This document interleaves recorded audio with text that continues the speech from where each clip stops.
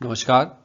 आज के इस वीडियो में हम रिप्रोडक्शन हेल्थ के अंतर्गत एक महत्वपूर्ण विषय पे चर्चा करेंगे, यौन संचारित रोग या जिसको हम सेक्स ट्रांसमिटेड डिजीज के नाम से भी जानते हैं।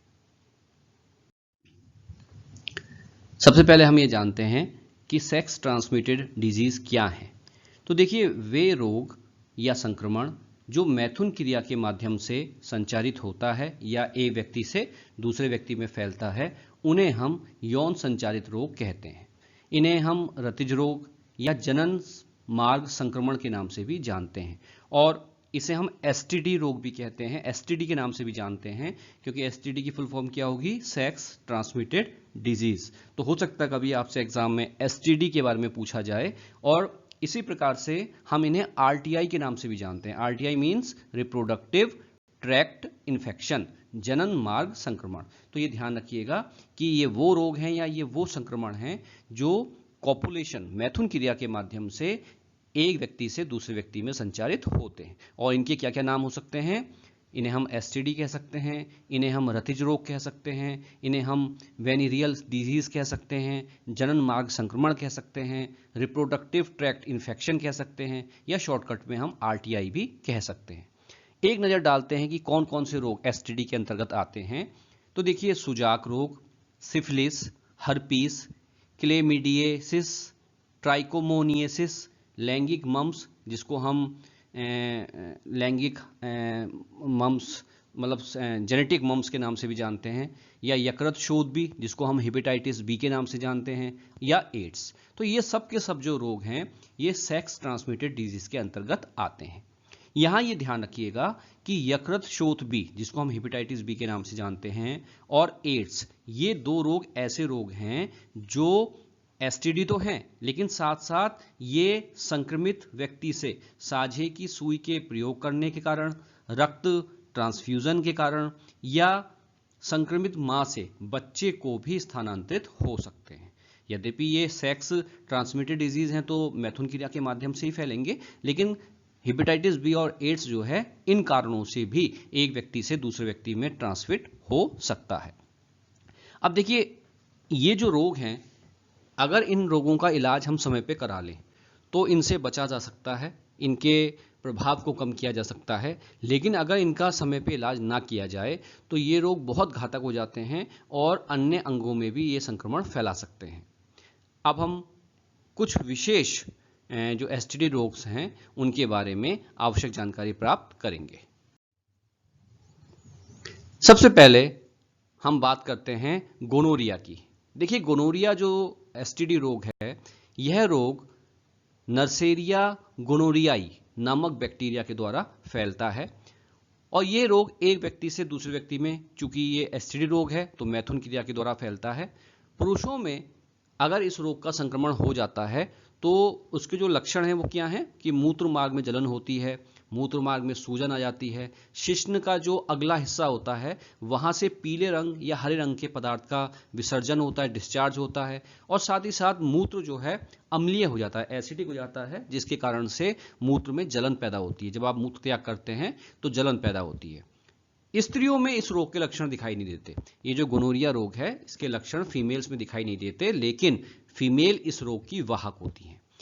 इसका इलाज क्या है? तो देखिए, इसके उपचार में जनरली हम एंटीबायोटिक्स का इस्तेमाल करते हैं। तो पहला जो एसटीडी रोग मैंने आपको बताया वो क्या था? गोनोरिया। अब हम बात करेंगे सिफिलिस की। सिफिलिस क्या है? तो देखिए, इस रोग का जो कारण है वो ट्रेपोनेमा पैलिडम नामक बैक्टीरिया है।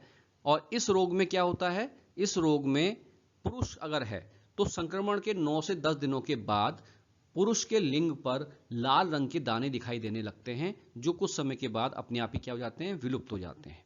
वहीं अगर फीमेल है तो फीमेल के लेबिया या योनि में इस प्रकार के लाल दाने दिखाई देंगे। लगभग 1 से 6 माह के बाद, संक्रमण के 1 से 6 माह के बाद पूरे शरीर में चिकत्ते पड़ जाते हैं, जिसके बाद ये जीवाणु आपके हार्ट, लीवर, बोन्स, मस्तिष्क आदि को भी प्रभावित करता है। यहां तक कि इस रोग में आपको लकवा भी मार सकता है। इस रोग के लिए जनरली पेनिसिलिन नामक जो एंटीबायोटिक है उसको दिया जाता है, उसी के माध्यम से इस रोग का इलाज किया जाता है। तीसरा जो एसटीडी है वो है जननांगों की हर्पिस, जेनाइटल हर्पिस कहते हैं इसको। और इस रोग का जो कारण है वो कौन है? Simplex virus. सिंप्लेक्स वायरस, ये ध्यान रखिएगा, ये वायरल डिजीज है, सिंप्लेक्स वायरस के द्वारा होती है। और इस रोग से संक्रमित होने के बाद जो पुरुष है उसके लिंग में बहुत अधिक पेन होता है। स्त्रियों के वल्वा और योनि में छाले बन जाते हैं और उनमें भी पेन होता है। ये एक ऐसा रोग है जिसका कोई भी निश्चित इलाज नहीं है, ये ध्यान रखिएगा। ये एक बेहद खतरनाक एसटीडी है जिसका कोई इलाज, निश्चित इलाज नहीं है। लेकिन दर्द को कंट्रोल करने के लिए हम दर्द निवारक दवाएं लेते हैं और कोशिश ये करनी चाहिए कि लैंगिक संयम बनाए रखें ताकि ये रोग ना फैले। एक मेडिसिन आती है एसाइलोवीर, जिसका इस्तेमाल करने पर हमें इस रोग में थोड़ा राहत मिलती है।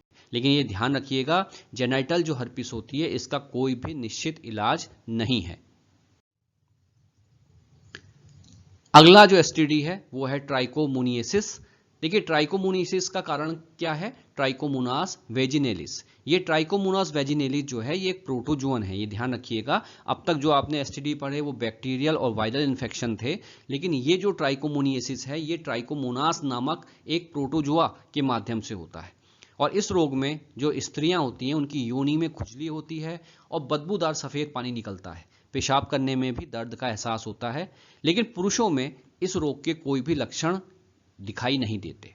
ऑरियोमाइसिन, टेरामाइसिन नामक जो दवाइयां हैं वो इस रोग के इलाज के लिए ली जाती हैं। अब हम बात करेंगे कि किस प्रकार से इन यौन संक्रामक जो रोग हैं इनसे हम बच सकते हैं, बचा जा सकता है। तो देखिए, सबसे पहला है अनजान व्यक्ति से संभोग ना करें। हम ये नहीं जानते कि किस व्यक्ति में ये एसटीडी है, तो अगर आप किसी अनजान व्यक्ति के साथ संभोग करते हैं, फिजिकल रिलेशन रखते हैं और वो व्यक्ति संक्रमित है, तो पूरी संभावना है कि आप भी उस रोग से संक्रमित हो जाएंगे।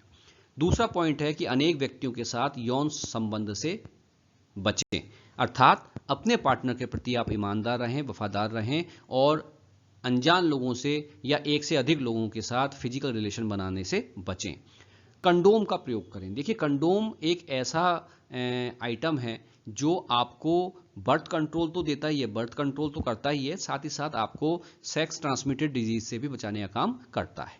और इसके बाद भी अगर आप कभी इस रोग से पीड़ित होते हैं तो तत्काल आपको अपने डॉक्टर को दिखाना चाहिए, क्योंकि यहाँ पे आप ये ध्यान रखिए कि हेपेटाइटिस बी, एड्स और जेनाइटल जो हर्पीस है इसको छोड़ करके शेष जितने भी आपके सेक्स ट्रांसमिटेड डिजीज हैं इनका इलाज संभव है। तो आपको अगर ये रोग के कोई लक्षण दिखाई देते हैं तो आपको छुपाना नहीं है और अपने मेडिकल डॉक्टर के माध्यम से इसका इलाज कराना है। साथ ही साथ एक और बहुत महत्वपूर्ण बात कि हेल्थ और हाइजीन, स्वच्छता, साफ सफाई का विशेष ध्यान रखें, क्योंकि ये आप जानते हैं कि कोई भी जो बीमारी है उसकी जड़ में अगर आप जाएं तो कहीं ना कहीं हेल्थ और हाइजीन की बात आती है। तो अपने को स्वच्छ रखें, अपने जनन अंगों को स्वच्छ रखें, अनजान व्यक्ति से संभोग से बचें, संभोग करने के समय कंडोम का इस्तेमाल करें। यही कुछ विशेष बातें हैं जिनसे हम इस रोग से बच सकते हैं। मैं उम्मीद करता हूं कि इस वीडियो के माध्यम से आपने यौन संचारित रोगों के बारे में जानकारी प्राप्त की होगी, उनसे बचने के उपायों को भी देखा होगा। अगर आपको ये वीडियो पसंद आया तो इसे लाइक कीजिए और इस चैनल को सब्सक्राइब कीजिए। धन्यवाद।